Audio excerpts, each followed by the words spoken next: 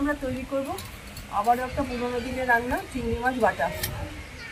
আপনারা পুরো রেসিপিটা দেখুন আমরা কীভাবে তৈরি করছি চিংড়ি মাছ বাটা। নমস্কার বন্ধুরা, পিলার রান্নাঘরে আপনাদেরকে স্বাগত। একদম গুঁড়ো চিংড়ি বাজার থেকে কিনে এনেছি। ছোট চিংড়ির মাথাগুলো ফেলতে হয় না, এইগুলো সমেতই বাটা করতে হবে। আমরা বাটা করব, আপনারা দেখুন তাহলে আমরা কীভাবে করব।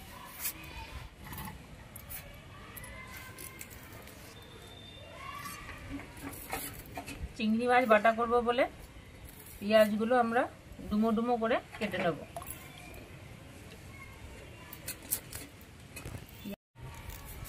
পেঁয়াজগুলো কেটে জলের মধ্যে দিলে চোখ জ্বালা করে না, এরকম ভাবে ভিজিয়ে রাখতে হবে একটু।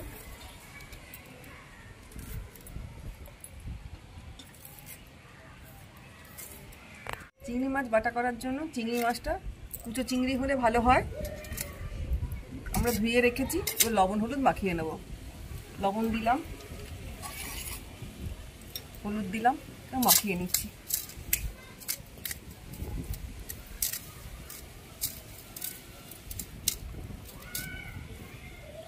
উনুনটা ধরে গেছে, কড়াটা বসিয়ে দিচ্ছি।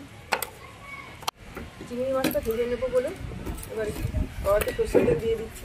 অল্প সামান্য সর্ষের তেল দিলাম।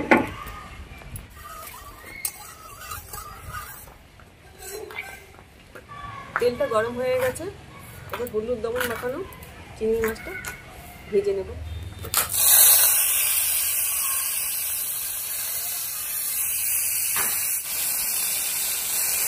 চিংড়ি মাছটা উল্টে দেবো। মাছটাকে কড়া করে ভাজতে হবে।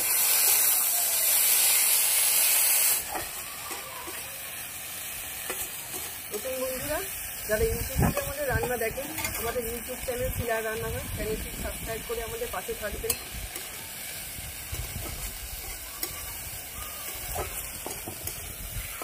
নতুন বন্ধুরা যারা আমাদের ফেসবুক থেকে রেসিপিগুলো দেখেন, ফেসবুক পেজ পিলার রান্নাঘর পেজটিকে ফলো করে পাশে থাকবেন। চিংড়ি মাছটাকে একটু লাল লাল করে ভেজে নিচ্ছি।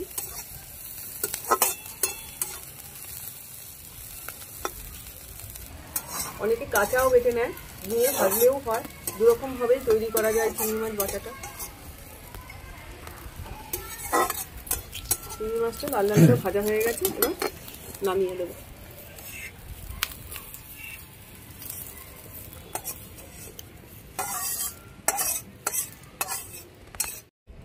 চিংড়ি মাছটাকে একটু ঠান্ডা হতে দেবো। চিংড়ি মাছটা বাটা করব বলে চিংড়ি মাছটা লাল লাল করে ভেজে নিয়েছি, এবার বেটে নেব।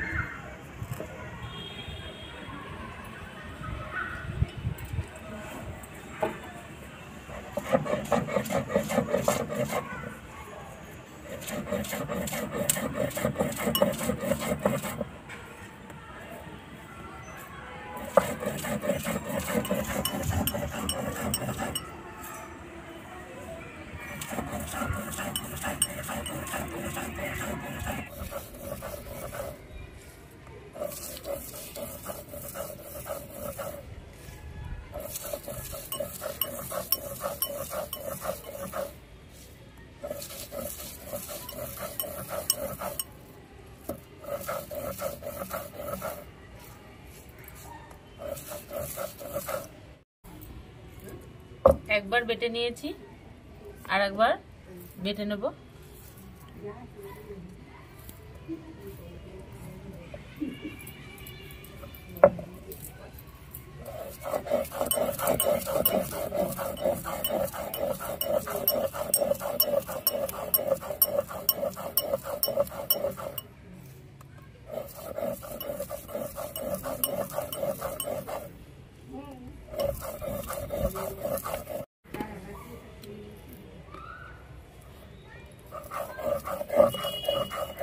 আমরা চিংড়ি মাছটা দুবার করে বেটে নিয়েছি, একদম মিহি করে বেটে নিয়েছি। দেখুন, এর মধ্যেই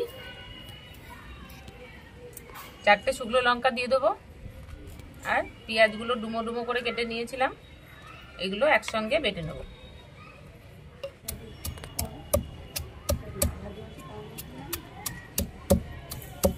পেঁয়াজগুলো ডুমো ডুমো করে নিয়েছিলাম, তাই একটু থেতো করে নিচ্ছি। বাটতে সুবিধা হবে বলে।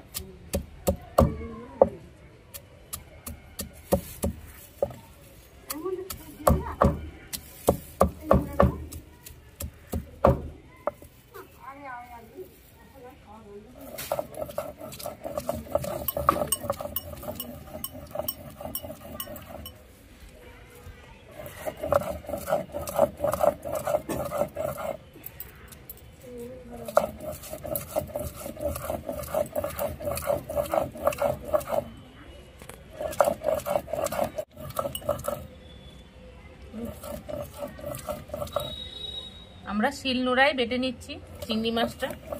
আপনারা চাইলেও মিক্সিতে বাটতে পারেন। এখন অনেকেই শিলনোড়ায় বাটা করে না।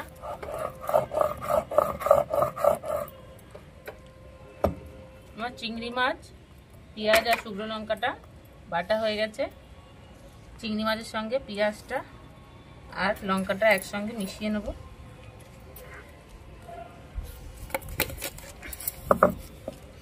এর মধ্যে মিশিয়ে নিলাম চিংড়ি মাছটা। আগে লবণ দেওয়া আছে তাই অল্প সামান্য লবণ দিচ্ছি। কাঁচা সর্ষের তেল দিচ্ছি একটু সামান্য, যার পছন্দ না কাঁচা সর্ষের তেল না দিলেও হবে। শিলের মধ্যেই ভালো করে মিশিয়ে নেব।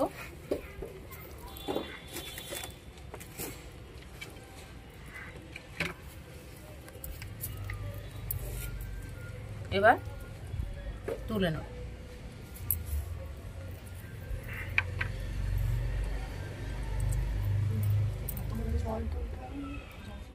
তৈরি হয়ে গেল আমাদের চিংড়ি মাছ বাটা। আপনারা রেসিপিটা দেখুন। রেসিপিটা দেখে যদি আপনাদের ভালো লাগে আপনারাও বাড়িতে বানিয়ে নিন। চিংড়ি মাছ বাটাটা কাদের কাদের পছন্দ আমাদের কমেন্ট করে বলবেন। ভালো লাগলে লাইক করবেন, কমেন্ট করবেন, শেয়ার করবেন। আমাদের ইউটিউব চ্যানেল শিলার রান্নাঘর চ্যানেলটিকে সাবস্ক্রাইব করে আমাদের পাশে থাকবেন। আমাদের ফেসবুক পেজ শিলার রান্নাঘর পেজটিকে ফলো করে পাশে থাকবেন। ভালো থাকবেন, সুস্থ থাকবেন, আমাদের পাশে থাকবেন। ধন্যবাদ।